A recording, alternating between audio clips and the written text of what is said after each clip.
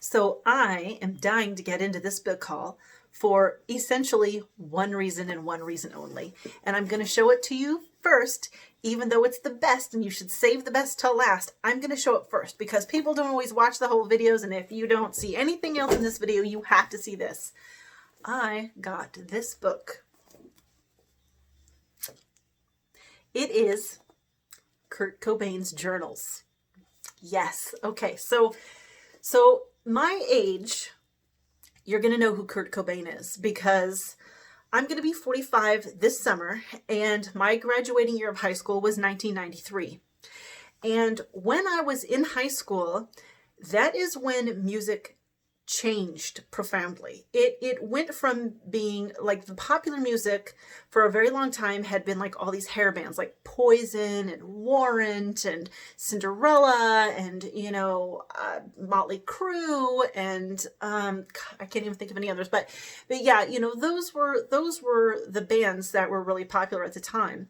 And along came the grunge movement out of Seattle, and Nirvana was our first, big introduction into that kind of music. We had not heard that kind of music before, and we were absolutely floored.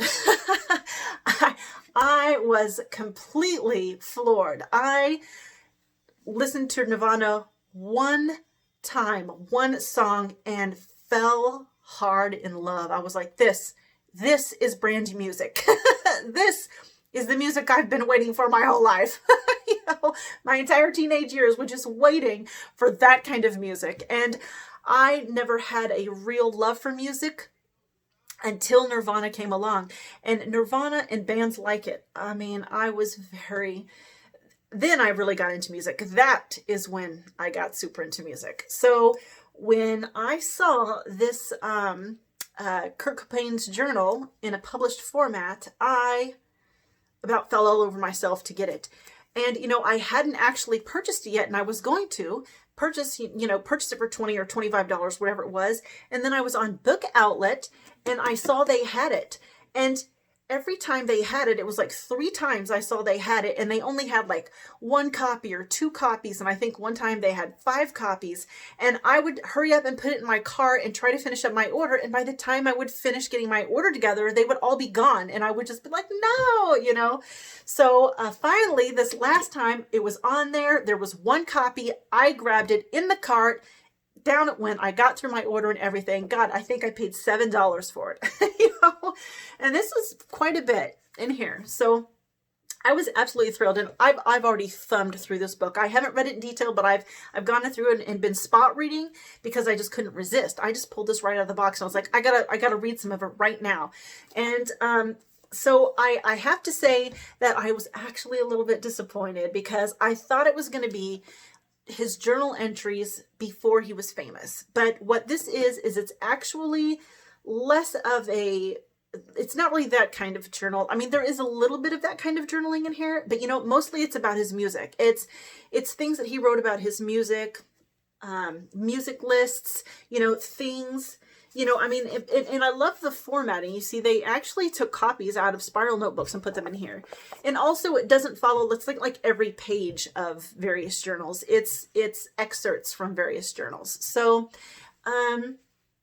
I was expecting it to be actual journals, his actual thoughts and things, but there isn't a whole lot of that in here, as far as I could tell. Like I said, I have not read page to page. I've just been spot reading in about 20 different spots because I couldn't help myself. So even though I was disappointed that it wasn't before he was famous, that this all takes place when they started getting famous, it's still definitely a worthy read because you can see him writing out the song lyrics in this book. I mean, they're in here. Like, I'm reading them like, oh yeah, that's that book. Oh, look, it's got his like scratch marks and everything in here. So I'm still happy with the purchase, although I would be happier if it had been like journal entries before he was famous. Maybe they have those and they'll release those at some point, or maybe they're already out and I don't know it. Regardless, I'm certainly not sorry about this book, and I'm very thrilled and cannot wait to sit down and read it page by page. And honestly, I will probably pick this up tonight when I go to bed and start reading it, starting at the beginning.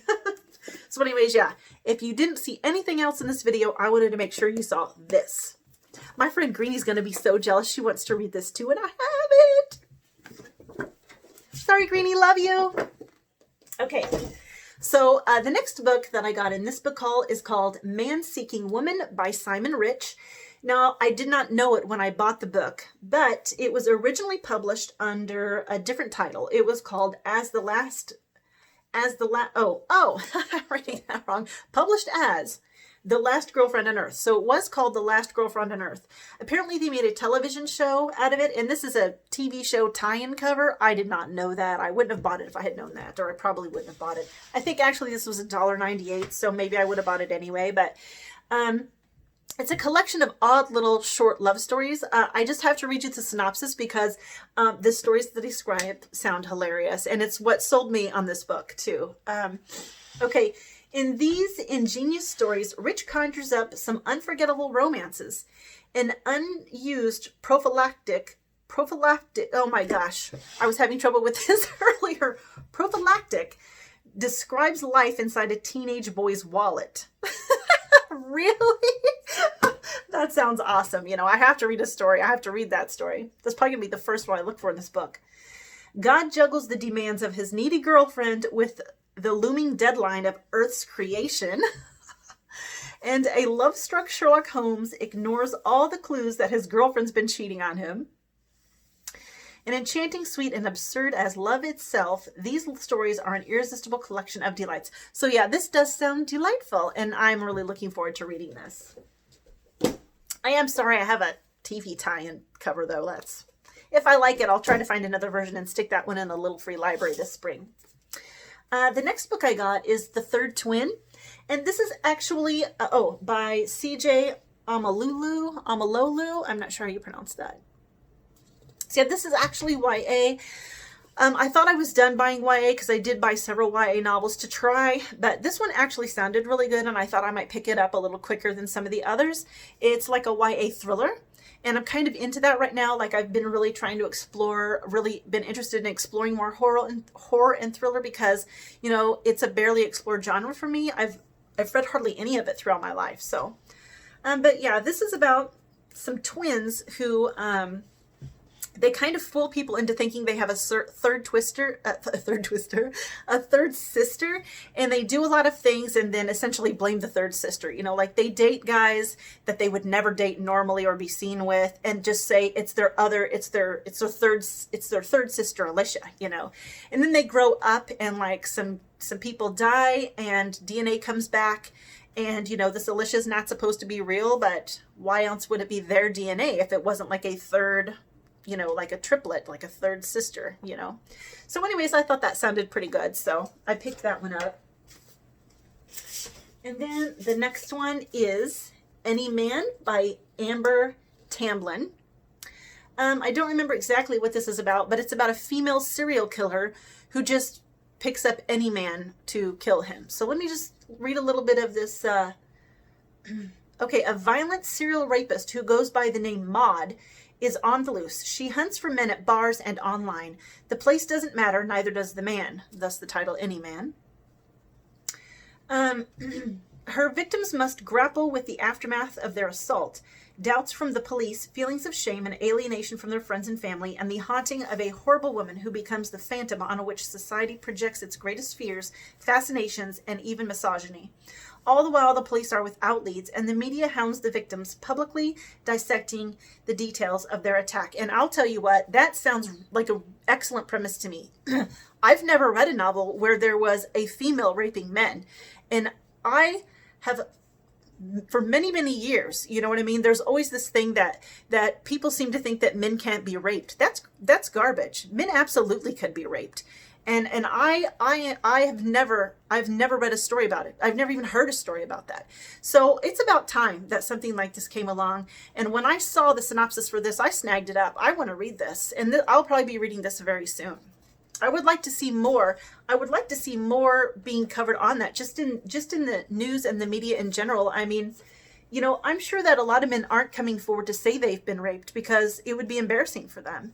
And that's not right. You know, men have feelings too. And, you know, I like a manly man too, but you know what? They also have feelings. It's not like they're an alien creature from another planet or something who aren't allowed to have emotion.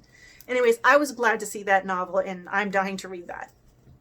The next book is After the Woods by Kim Savage. I think this is YA, but it didn't really sound very YA to me. It's about a girl who gets kidnapped, who gets lost in the woods, and she's missing for a while. I shouldn't say kidnapped. I don't know if she's been kidnapped, but she gets lost in the woods for a while, and when she comes out of the woods or is found, I don't remember which it is, she has no memory of what's happened. And there was a friend with her in the woods who didn't disappear, and the friend, it seems like she knows more than what she's saying. So this girl, years later, I think another girl has gone missing, and now she's like on the path to find out what happened to her and what happened to this other girl. So I thought it sounded really good. That wasn't a normal kind of read to me, but just something about this one in particular did sound interesting to me, so I went ahead and picked it up. Worst case scenario, I DNF it and stick it in the little free library. Oops, let me just turn these so that I know which books I've grabbed. Okay, so the next book is called Snake Skins, by Tim Major. I've never heard of this book, but it involves people who shapeshift into snakes, and it's like an entire society. So I'm going to read you just a little bit of this synopsis so you can see why I found it appealing. I've never read anything about shape-shifting snakes before, other than like Conan the Barbarian, and I didn't read that. I just watched the movie, you know, the one with Arnold Schwarzenegger, the old one, not the one with Jason Momoa. Let's see. Caitlin Heck's first shedding ceremony is imminent, but she's far from prepared to produce a snakeskin clone. When her skin fails to turn to dust as expected, she must decide whether she wishes the newcomer alive or dead. So apparently they like create a clone of themselves, and then the clone dies, and her clone didn't die, so now she has to decide if, oh, I get it, it's her skin, so it's not like a true clone, it's just like the shape of her, like her skin has come off, and it's kind of taken on a life of its own. Oh, okay, I'm just now getting that. Wow, am I blonde or what? Anyway, so now she has to decide whether she wishes the newcomer alive or dead. So I thought that sounded like a really good premise. So I'm very interested in that. I'm going to pick that up one of these days. It's there for whenever I'm ready to read it anyway. Let's see. The next one is Dead Souls by J. Lincoln Fenn. I can't remember what this one is about. When Fiona Dunn is approached in a bar by a man who claims he's the devil. Oh, that's why I picked up this book. I love devil stories. I love stories about the devil.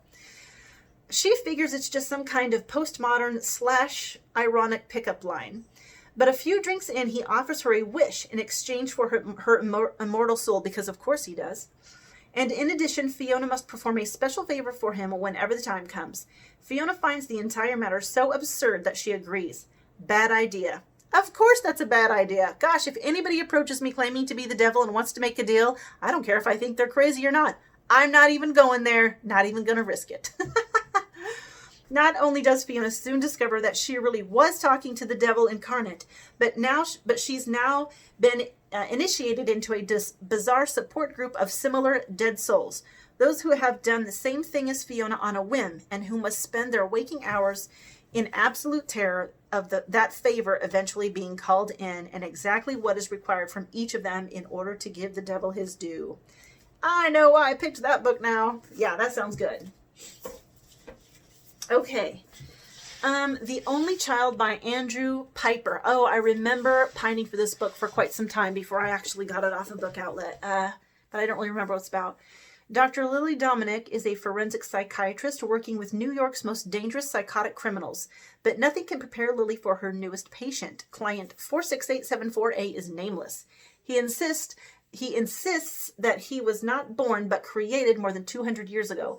As Lily listens to this man describe the twisted crime he's committed, she can't shake the feeling that he's come for her, especially once he reveals that he knew her mother. Lily was only 6 years old when her mother was killed in a bear attack, but Lily has never been certain of what really happened that night. Now this man may hold the answers. Interesting. That does sound good.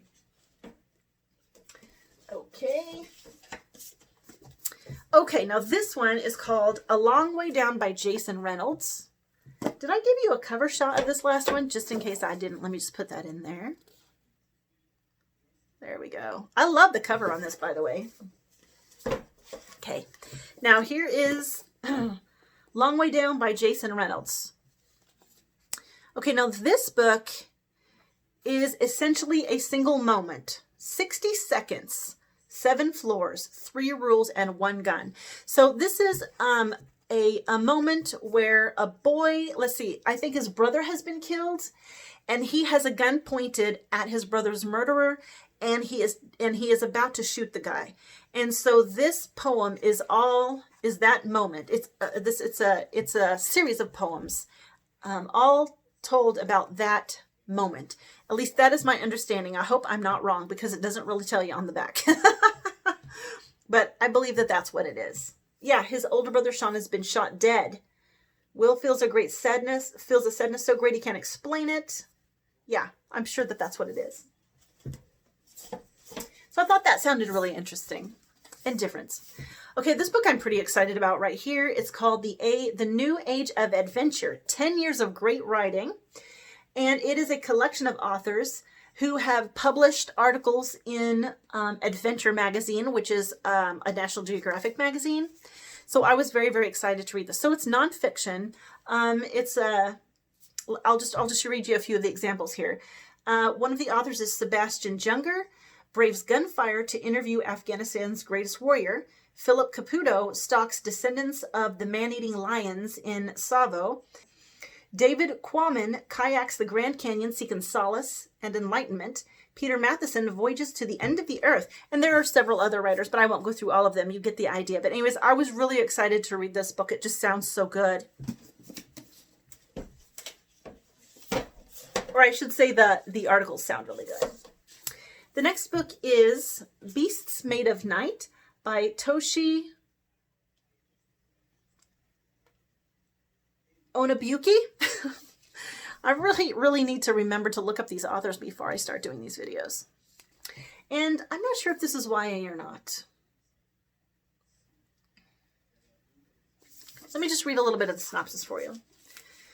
In the walled city of Kos, purity is exalted, but cleansing wrongdoings... Oh, I remember what this is about now. Okay, so I won't read you the synopsis. I'll just tell you really quick. Okay, so what it is there is a kind of magic where a person can draw out a person's sins, and the sins come out of the person and take the form of a beast.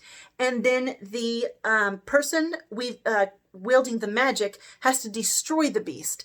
So I thought that sounded very, very interesting. I've never heard of that kind of magic before. And so that really attracted me to it. I don't usually go in for magic systems, but that one really appealed to me. So I thought, I'm gonna try that. Sounds really good. And I think it might actually be YA, but when I was reading the synopsis, I didn't think it sounded very YA to me. Oh, and then I've got, this is a trilogy, and I thought that Book Outlet only had the first 2 books, but they did have the 3. I just didn't realize until I had already placed my order. And at Book Outlet, you only get the free shipping if you order over $35 worth of books. And so I'll have to get it on my next order, and hopefully they'll still have it. But the first book is called Tomorrow's Kin by Nancy Kress. There's a cover shot. And then the second book is called If Tomorrow Comes. And I don't recall at the moment what the third book was called. But yeah, it's a sci-fi trilogy about aliens landing on Earth, and they won't come out of their spaceship because they say that our atmosphere and our pressure and all that kind of stuff is unhealthy for them. So, and of course, you know how it is with first contact with aliens, everybody panics. Not that we've had actual first contact with aliens, but that's definitely what would happen. Okay, and then this book is called The Hunger by Alma Katsu. I love the cover of this book. Look at that beautiful cover. You can see the little covered wagon over here in the corner. Okay, so if you're not familiar with the Donner Party, that is a group of pioneers who were traveling across the Old West. When it was all plains. Out here in Kansas, we were just prairie grass from here to the horizon. And something happened on with that group. There was like a terrible snowstorm, and they got trapped somewhere, and they ran out of supplies. They didn't have any food, and they started cannibalizing the people who died. And it was this big thing, you know. And I don't remember any of the other details. I can't remember if the people survived, if any of the people from that group survived or not. But this book is based on that incident, only it inserts a supernatural element. So I'm really looking forward to that. I think it'll be really good. It sounds really good. And then the next book is The Complete Tales of Jules de Grande, Volume 5. Now, it's my understanding I forgot to tell you the author, by Seabury Quinn. Seabury Quinn. Now, apparently there are 5 of these volumes total, and this is the last one. Now, I am not familiar with Seabury Quinn, but apparently he writes supernatural mystery stories, and somebody has gone back and published all of his stories. Apparently there are 93, if I'm remembering that correctly, and they're all in throughout these 5 volumes. Book Outlet only had volume 5, but I thought, well, hey, you know, they're shorter stories. I'll just buy volume 5 and I'll read them and see what I think. And if I like them, I'll hunt down the other volumes. So yeah, I was really looking forward to this. This writer was being published around the same time as Sir Arthur Conan Doyle. So just to give you an appropriate setting for those. Ooh, in this book. Okay. This is The North Water by Ian McGuire. Okay, so this book sounds really, really good. I'm not going to read the synopsis because the synopsis isn't nearly as impressive as the reviews of this book on the back. So I'm going to read you a couple of the reviews from the back. Okay, riveting and darkly brilliant, The North Water feels like the result of an encounter between Joseph Conrad and Cormac McCarthy in some rundown port as they offer each other a long, sour nod of recognition. Right? That is such a good line. I wish I could rewrite reviews that cool. Anyways, that makes the book sound really good. Well, the synopsis makes it sound good too. And then this other one here. Mr. McGuire is such a natural storyteller and recounts his tale here with such authority and verve that The North Water swiftly immerses the reader in a fully imagined world. He has written an illusion-filled novel that still manages to feel original, a violent tale of struggle and survival in a cinematically beautiful landscape. Doesn't that sound good? Now let me just read a little bit here. Behold the man, drunk, brutal, and bloodthirsty. Henry Drax is a harpooner on Volunteer, a Yorkshire whaler bound for the hunting waters of the Arctic Circle. Also aboard is Patrick Sumner, an ex-army surgeon with a shattered reputation and no better option than to embark as the ship's medic on this ill-fated voyage. And these two don't get along. So obviously it's got a historical setting, and I'm really, really looking forward to this book. This book makes me really excited. I really want to read this soon, and I really hope that I can get to it soon. Okay, so that is all of the books. And don't forget, if you have any comments about any of these books that I showed you here, if you've read any of them, let me know what you thought of them down in the comments. And if you're the shy type, you can always message me on Goodreads.